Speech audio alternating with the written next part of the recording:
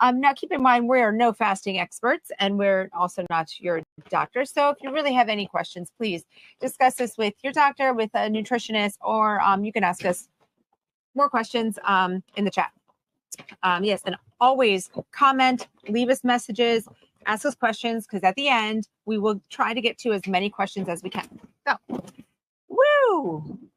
That was close. All right, so how many of you out there partake in any type of fasting? You can just go ahead, give me a thumbs up. Oh, we're putting that back? The wind sensor did. All right, there we go. So it's just going to be a little bright. That's okay. But most of us are, doing some type of fasting, or we've heard about it or interested in it. Maybe don't know how to start, where to start, different kinds of fasts. So we kind of want to talk about the benefits of it, the different kinds of it, and maybe how you can start to incorporate it into your lifestyle, right? Absolutely. Okay, so first, fasting is weight when we really have to understand this has been around for a very long time, but it is a very beneficial option to help with weight loss. And that's not the only reason why fasting is good, but this Correct. is what I want to talk about right now, how it can help as for weight loss. So the biggest thing is when you are partaking in some kind of fast. Right now, I'm just going to use the intermittent fast of like a 16-8 that most people have heard about. It's most common, and it's really where you fast for 16 hours and you're eating for 8. So in this example, you're eating for 8 hours. It is hard to overeat in calories when you're putting all of that into an 8-hour window. So that's where it can really help when it's cut back on your daily caloric intake. It's a much easier option to reduce calories than it is to just continue to eat. Maybe you start eating early in the morning and finish at night, so you eat a full day, but you're eating less calories. It's almost like you're always feeling hungry. You're never really having that full sensation. So when you extend, just keep it closed. When you extend the fast, then you have that 8-hour window. It's much easier to eat less in that 8-hour window. And it can be for somebody that's super metabolically active like myself. I can be in a calorie deficit, which is not always a good thing, right? Right. So yeah, that's what I mean. There's different kinds of fasts, different reasons, and fasting is not necessarily for everybody, but we'll definitely touch on that. So the importance of the fasting for weight loss, like I said, is just a way to reduce calories. There are studies though that show that a regular low calorie diet without fasting versus fasting, say you're kind of about consuming the same amount of calories, there are equal benefits. It really is about just reducing the caloric intake. But like Ryan was saying, if you're someone that is trying to get a certain amount of calories in per day, it can be hard during that 8-hour window, which tends to be pretty hard for both of us. Okay, so again, but that's, this is for, just speaking of for weight loss. So let's talk about a little bit of like the negatives, how not to fast. So say you're doing, and again, I'm going to reference the 16-8 right now because it's the easiest, most common to reference. But say you're doing that, you do your lovely fast for 16 hours, and then it comes time for you to eat that 8-hour window, and you just fill it with junk. That is so metabolically unhealthy. You're going to shock your system. It is not gentle on your body, and it's horrible. It's going to mess with that blood sugar, the insulin response. So in that, our eating window, we'll just refer to it as our eating window, you really need to fuel yourself with healthy, nutritious foods, okay? A few other things, premenopausal females. Sometimes fasting can be perceived as stressful on the body. So if you're trying to push something too long, our body perceives it as stress, then we have a big cortisol rise, and it can actually kind of screw up our hormones. So we got to be very careful with that. Now, postmenopausal, when the hormones have done their thing, it's different. So your body doesn't necessarily perceive it as stress. Also for females menstruating, the week before our cycle, our body is a little bit more sensitive, a little bit, we need to be more gentle to our body. So sometimes that 1 week prior to, longer term fasting is not ideal because, again, perceive more stress. You can screw up your menstrual cycle, screw up your hormones. And then certain medical conditions, fasting may not be for you. And that's why if you have those questions, definitely make sure you discuss with your doctor. Oh, and another thing was like if somebody does have an eating disorder, adding this in may not be a beneficial option. So again, that's another one discussed with your healthcare provider. And then how to fast in a healthy way. So this is where I want to discuss like the different types. Do you have anything to say? I feel like I keep running on.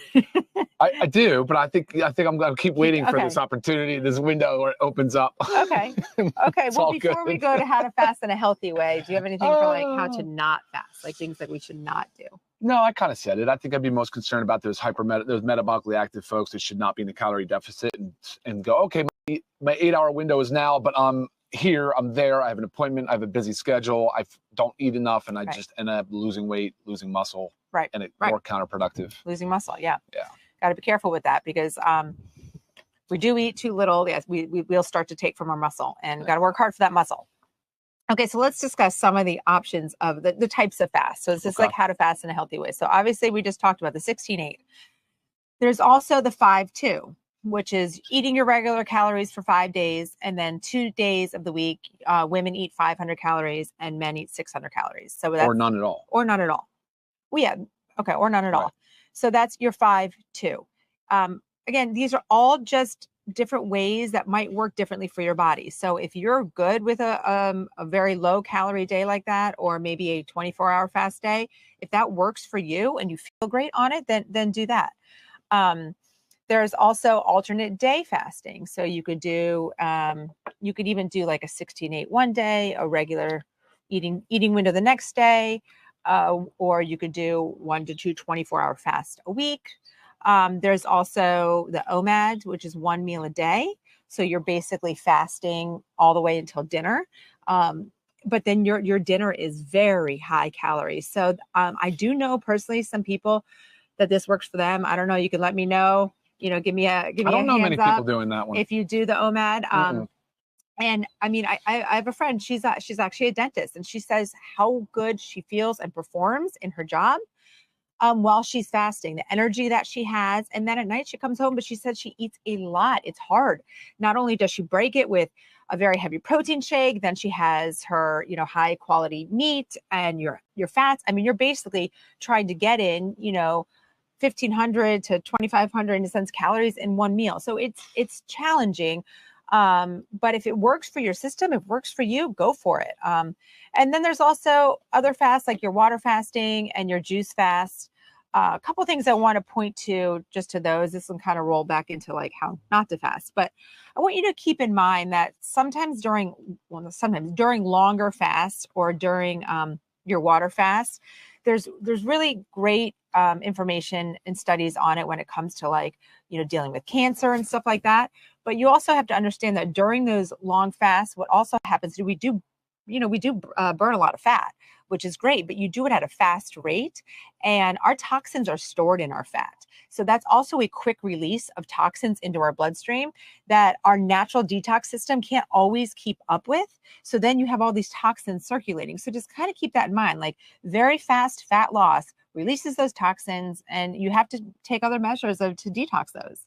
And also your juice fast. A lot of these juice fasts, I mean, they've got sugars in them. Yeah. I mean, they're not added sugars, but it's from like the fruits and from the vegetables and stuff like that.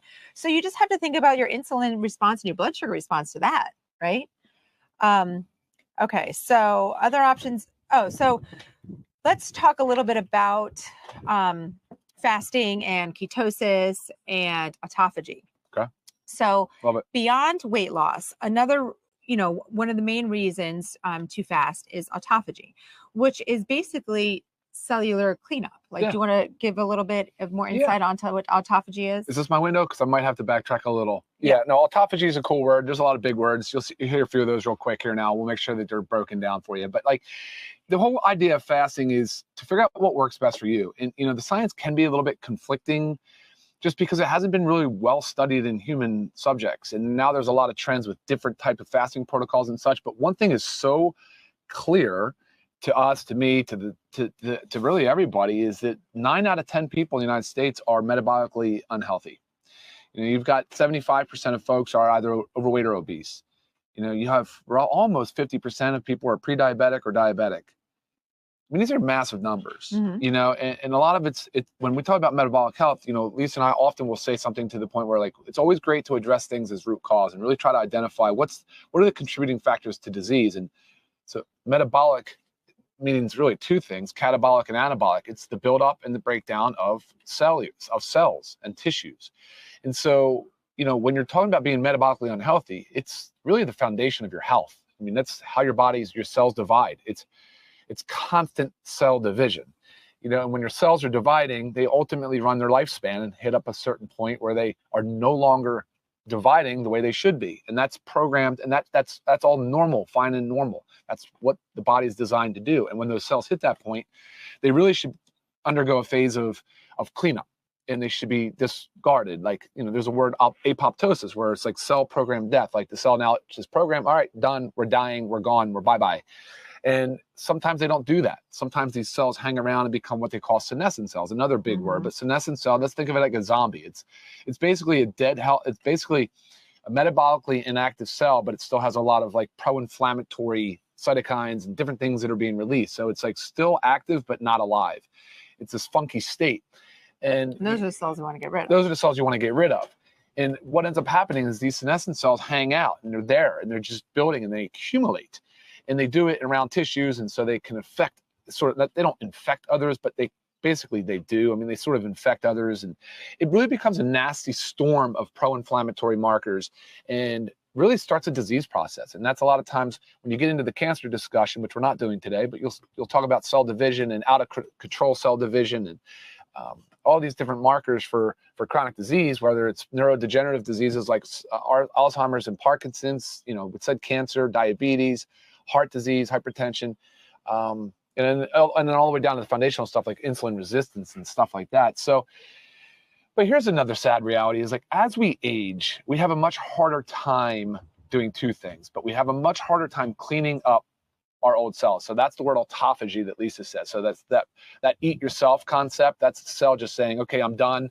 And they recycle the good parts of the cell, and then the bad parts they take out for waste. Autophagy is a normal process, but it declines as we age. And also, jump in there. So with autophagy, also, if we are constantly eating, right, our body is going to constantly go to digestion and stop and not do this autophagy. Right. So you have to think about it like that. Like that, to me, that's why I do fasting, you know, because I want to make sure my body gets a rest from digestion. Correct. And then I can work on autophagy and cellular cleanup and get rid of that junk. Yeah, and that whole concept of autophagy decreases with age. We have to find ways to really give it everything it needs and help its process. And as we age, we also it seems like we lose our appetite. Like if you're like me, I'm in my young 40s, I know I can deal with times of hunger better than I could when I was in my 20s and 30s, you know, not so many hangry episodes. And you often hear about elderly folks having a hard time getting their protein goals because they just don't have this strong appetite. Yeah. You know, and even when there is an appetite, their portions tend to be smaller. And that's why food quality selection is so important, like Lisa said. But so you have these two things happening. As you age, you're eating less, but and then you also have a more difficult time cleaning up these old cells and these dead cells, which of course would explain the fact why age is the #1 determinant of chronic disease. So, you know, when we get into this discussion about fasting and time-restricted eating and these different like terms and phrases, I like to keep it simple. And I think Lisa will try to close it with very simple advice, but you'll feel it. Like I tell you, when we do an intermittent fast or a time-restricted eating, we do a 16-8, like you feel good. You feel the mental clarity, you feel the energy. And then it's funny because I hope this is like for most people, but when I do go to eat, I'm like, my mind is like, okay, you haven't eaten anything for a little bit. Let's put the quality stuff in. Yeah. You know, like we're not going to go for, you know, a fried onion ring. Like that doesn't make any sense to me, you know? So it's like when you see the food choices that you'll make, I think your brain would be more naturally inclined to say, you know what, I've done a good job fasting and now's my time to feed something that's very nutritious. Right. So, all right, autophagy, senescent cells. I know those are big words. Yeah, but what about ketosis and insulin resistance and how the fasting? Yeah, and we were talking a little bit before this too, whether or not ketosis. And you made a comment that it's very individual. You know, the science sort of points to the fact that the fast should be a little longer than usual, or a little bit more like 24 to 48 hours. But Lisa said even ketones that showed up in her urine and just after like a 14-hour fast. Time restricted eating, where it's 14, 10. But they also, Amazon sells ketone strips. So you can test yourself at home and see how your body works. So it's the whole thing. Also, like with metabolism and everything, you just have to figure out how your body works and tweak things that work for you. So just because something that we do doesn't mean it's great for you. So you have to come in tune with your body. But if you're trying to achieve ketosis, which is just basically a state where, like you said, your body is no longer relying on carbohydrates for fuel. It's saying, I'm going to break down some of this fat. Yes. We have this extra fat. We're going to break it down because it's energy dense, and we're going to free it up, and it's going to circulate, and the fatty acids from the fat are going to go to the liver, and we're going to make ketones. The body's going to use ketones as fuel. The ketones go to the brain through the blood-brain barrier, highly effective for the body, breaking down fat, like Lisa said. So that's the idea of ketosis. It's different for everybody. So if you're one that likes a long water fast, then you certainly understand ketosis. If you're doing really short time-restricted eating windows, maybe you're barely getting there, if at all. So you kind of have to experiment. And also, like, for diabetics, not just for diabetics, but like when you're in ketosis, your insulin drops, so your body's really doing great things. And naturally, right? Yeah. Wouldn't that make sense if you were a hunter-gatherer or our ancestors, they didn't have access to a Quickie Mart with, processed foods with 1,000 calories basically for 4 hours. Right. But now, now we're so programmed to be eating all the time. Every time you walk by the fridge, you're eating. You're at the office, you walk by the little kitchen and you're eating. We're running after our kids during a soccer game. Here, eat your food. It's just constantly pushing food all the time.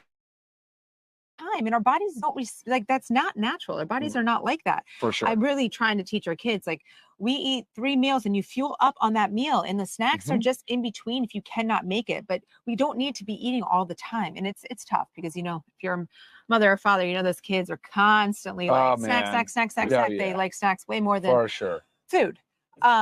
Okay. So before we go into questions, just one more thing, because also, you guys, make sure if you don't already, make sure you subscribe to our channel, follow us, like us, so you don't miss any of these wonderful training episodes. You can watch all our previous ones. But obviously, LiveGood, a nutritional supplement company. Let's talk a little bit about supplements that can help you without breaking your fast. And now this is there's gray area, right? This is not just black or white, because again, you also need to be able to know your body, test your body, see if something raises your blood glucose, see if something takes you out of ketosis. And it's all just about testing yourself.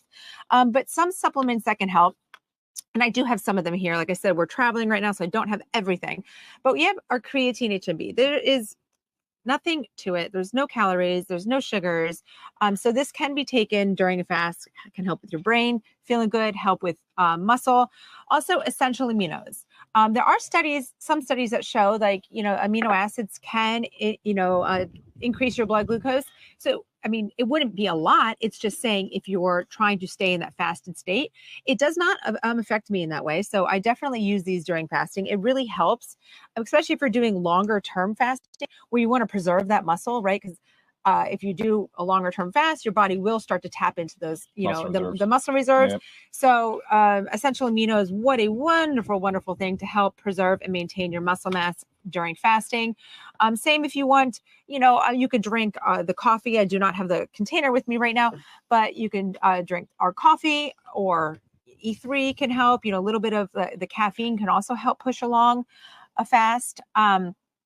For longer term fast, collagen peptides, while they may take you, they may raise your blood glucose, they usually won't take you out of ketosis. And they can also help with prolonging a fast if you are partaking in a longer term fast. And then when the supplementation, you can take Factor 4, you can take our multivitamin, vitamin D, although the multivitamin, you have to remember there's, as well as the vitamin D, fat soluble vitamins that absorb better when eaten with food or fat. But also in the multivitamin, there's a lot of B vitamins in there, and they can sometimes make you feel a little queasy if you're taking them on an empty stomach. So know your body. For me personally, I cannot take our multivitamins while fasting. I have to wait till food's in my belly. So I just wait to take it after. What are some other, that's basically the supplements that we have that can, right? Yeah. Okay. Yes. And our magnesium, I didn't say that, but usually, it's taken at night. But yeah, so there's supplements to take. There's supplements that can help. But bottom line is, guys, fasting is such a great way for weight loss. It's such a great way to induce autophagy. Remember, cellular cleanup. really let your body take a break and work on repairing itself and getting rid of the junk, the zombie cells that Ryan was talking about. So you've got to figure out what works for you, try every kind of fast and see what your body works best with. I don't like doing anything long-term. I don't like feeling hangry. It happens to me kind of quickly. My blood sugar can drop. So I'm a real big fan of fasting 14 hours. That's kind of my average. So I'm like a 14-10. But I will say you should, every single one of you listening to this and everybody should 100% fast for 12 hours. Should 100%. That is enough time to give your body a break to stop digesting and work on other things. Not necessarily get into autophagy, but just some repairing that goes on, right? So you need to at least do the 12 hours. And if you think about it, it's very simple. Let's say we stop eating dinner at 7, don't eat till 7 o'clock in the morning. I mean, that's like easy peasy. Not to mention if you were those nighttime snackers, this completely washes that away, right? I'm glad you gave the example timing because I want the takeaway to be simple. Or a 16-8 is pretty easy to accomplish too. If you stopped eating at, say, let's pick 8 p.m. because that's easy, right? You would not eat again until 12 noon the next day. That would be a 16-hour fast, guys. But you're sleeping for a good chunk of that, and then you're getting up, and hopefully you're hydrating properly. And, by the time that lunchtime hour comes around, you may have a little bit of a challenge around the 10, 11, who knows what time in the morning, but you might be tempted to eat. But by the time it hits 11, 11:30, you might even forget the fact that it's 12 o'clock and may go longer. It happens to me often. But so by 12 noon, you eat again, and then you have your 8-hour eating window until 8 p.m. So that's an example.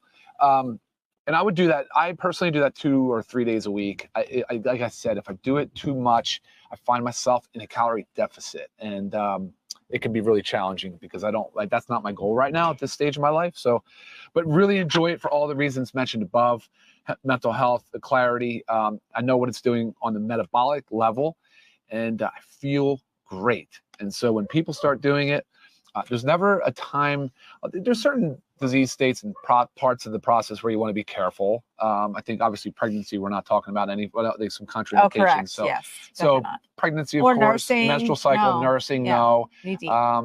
Active cancer treatments, of course, you need to run that through the oncologist to make sure things are on the up and up. But yeah, I mean, I just don't know anybody that says that they when they try it, everybody seems to have some benefit because they can tailor it to themselves. Right. And just get a little bit of get out of that school of thought is like you wake up and you have to eat, or right.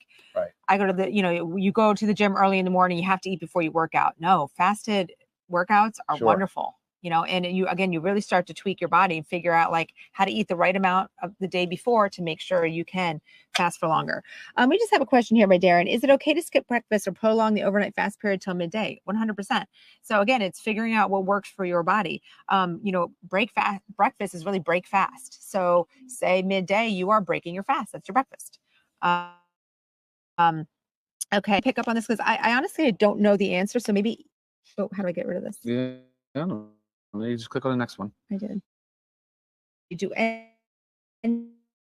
I'm not essential oil therapist by any means, but I will have to look into this and reach out to a couple of people. So go ahead and email me. I'd love to. Yeah, that's a great question. Look into that for you. Yeah. Another super effective way for autophagy to be enhanced is exercise. We've talked about this is all about food as medicine, guys. That's what this fasting thing is. The concept is, and so when you go to eat, put that highly nutritious food in. High in protein, of course, and then when you're not, make sure your exercise routine is in there too. You guys will trust me, you'll feel amazing. Exercise. Do you drink?